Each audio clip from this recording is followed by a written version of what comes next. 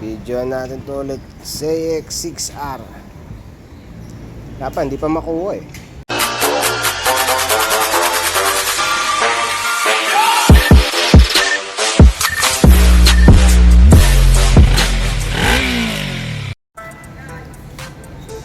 Hindi siya makuha kasi may issue sa tangke.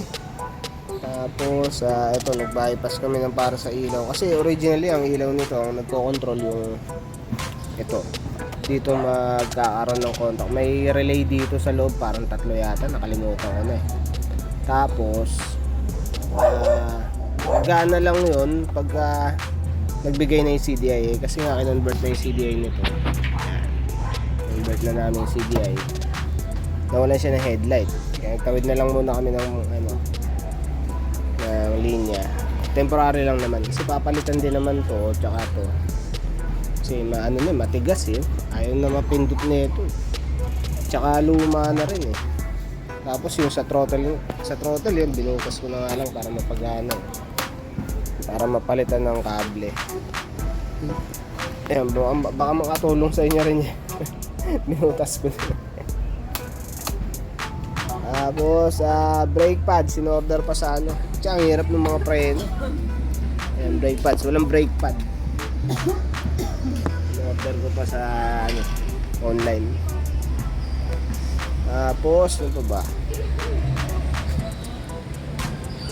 Ito, tangke, putik. Ayan, may nirepair ako dito.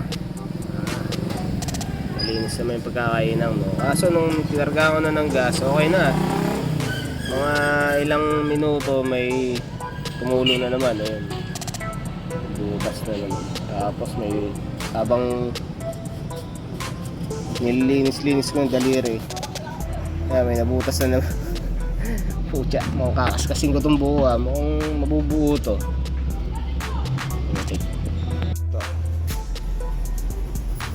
Dumating din, putik. Yung master na lang problema. Nikit eh. Ayun lang gumalaw. Magla-last part na tayo ng video.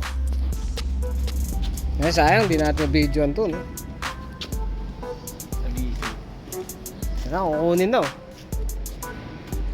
Sold? Sold, sir? Sold?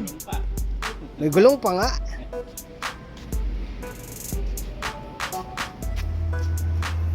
Ito lang, walang ilaw. Ay, good shit ang putik.